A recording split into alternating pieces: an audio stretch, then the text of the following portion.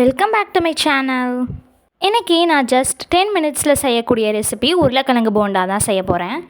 வாங்க நான் எப்படி செஞ்சேன் அப்படிங்கிறத பார்க்கலாம். ஃபர்ஸ்ட் நான் 2 உருளைக்கிழங்கு எடுத்து குக்கரில் 5 விசில் வரைக்கும் வச்சு வேக வச்சுக்கிட்டேன். நெக்ஸ்ட் உருளைக்கிழங்கு பொடி மாஸ் தான். அதுக்கு நான் ஃபர்ஸ்ட் பச்சை மிளகா வெட்டியிருக்கேன். அடுத்தது ஒரு பெரிய வெங்காயத்தை பொடி பொடியாக நறுக்கி வச்சுருக்கேன். அதுக்கடுத்து கருவேப்பிலையை கிள்ளி வச்சுருக்கேன், ஒரு கொத்து கருவேப்பிலை. இப்போ நான் க்ளீனான வானல் எடுத்திருக்கேன். இதில் நான் ஜஸ்ட் 3 ஸ்பூன் அண்ட் 2.5 ஸ்பூன் போல் நம்ம எண்ணெய் ஊற்றிக்கலாம். அதுக்கடுத்து கொஞ்சமாக கடுகு சேர்த்து கருவேப்பிலை போட்டுக்கலாம். அது நல்லா பொரிஞ்சு வரட்டும். அப்போ தான் நம்மளால் நல்லா சாப்பிட முடியும், இல்லைனா சக்கை மாதிரி இருக்கும். அடுத்து பச்சை மிளகா சேர்த்து வதக்கிக்கலாம். சும்மா ஒரு பெரட்டுனோன்னா வெங்காயம் சேர்த்து நம்ம கலந்துக்கலாம்.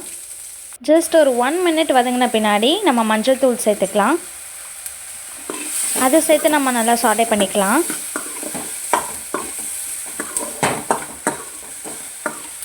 அடுத்து நம்ம சால்ட் சேர்த்துக்கலாம். ஏன்னா உருளைக்கிழங்கு போட்டோன்னே அவ்வளோவா நம்மளால் கலக்க முடியாது. ஸோ இப்போயே கொஞ்சம் உப்பு போட்டுக்கலாம். அதுக்கப்புறம் நம்ம டேஸ்ட் பண்ணி பார்த்துட்டு உருளைக்கிழங்கு போட்டதுக்கப்புறம் பத்தலை அப்படின்னா நம்ம அதுக்கப்புறம் இன்னும் கொஞ்சம் சேர்த்துக்கலாம். ஸோ இப்போ வெங்காயம் நல்லா வதங்கணும் அப்படிங்கிறதுக்காகவும் நம்ம கொஞ்சம் உப்பு சேர்த்துக்கிறோம். முக்கியமாக கல்லுப்பு சேர்த்துக்காதீங்க, சால்ட் மட்டுமே சேர்த்துக்கோங்க. ஏன்னா இதில் நம்ம தண்ணி ஊற்ற மாட்டோம், அதனால நம்ம சால்ட் மட்டுமே சேர்த்துக்கலாம். எப்போவுமே நம்ம பொடி மாஸ் அப்படின்னா இஞ்சி போடுவோம். ஆனால் நம்ம இப்போ போண்டா பண்ணுறதுனால நம்ம இஞ்சி போட தேவையில்லை. இந்த இன்க்ரீடியன்ட்ஸ் மட்டுமே நம்மளுக்கு போதும். போட்டு நம்ம ஒரு ஜஸ்ட் 5 மினிட்ஸ் நம்ம சாட்டே பண்ணினா போதும். ரொம்ப கரு நேரத்துக்கு வரணும் அப்படிங்கிறதுலாம் அவசியம் இல்லை. ஜஸ்ட் ஒரு 3 to 5 மினிட்ஸ் நம்ம வதக்கினாலே போதும். அதுக்கப்புறம் இப்போ நம்ம 2 உருளைக்கிழங்கு வேக வச்சு எடுத்துருக்கோம் இல்லையா, இதை நம்ம நல்லா தோல் உரித்து எடுத்துக்கலாம். நல்லா வெந்திருக்கா அப்படின்னு சொல்லிட்டு மசிகிற அளவுக்கு பார்த்துக்கோங்க.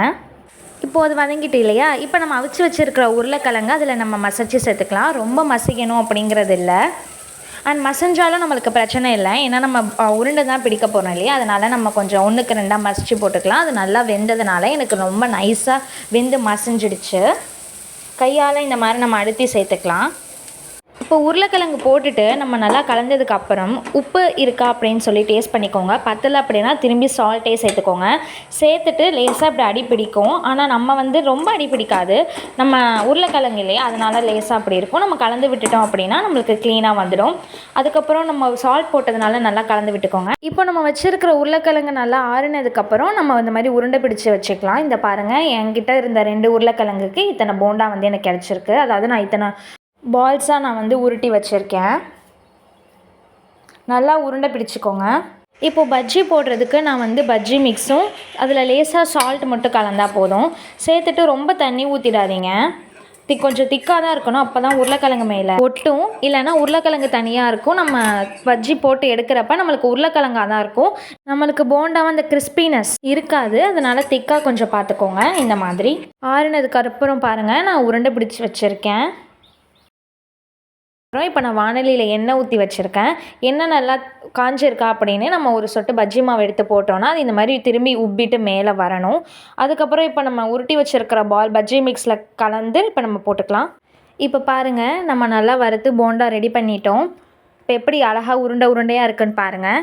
பஜ்ஜி மிக்ஸ்லேயே கொஞ்சம் காரம் இருக்கிறதுனால நம்ம லேசாக உப்பு மட்டும் சேர்த்ததுனால நம்ம எல்லா சாதத்துக்குமே இதை சாப்பிட்டுக்கலாம். தயிர் சாதத்தை கூட சாப்பிட்டோன்னா கொஞ்சம் காரமாக நம்மளுக்கு நல்லாயிருக்கும். உங்களுக்கு பிடிச்சிருக்கா இல்லையான்னு கமெண்ட் பண்ணுங்கள்.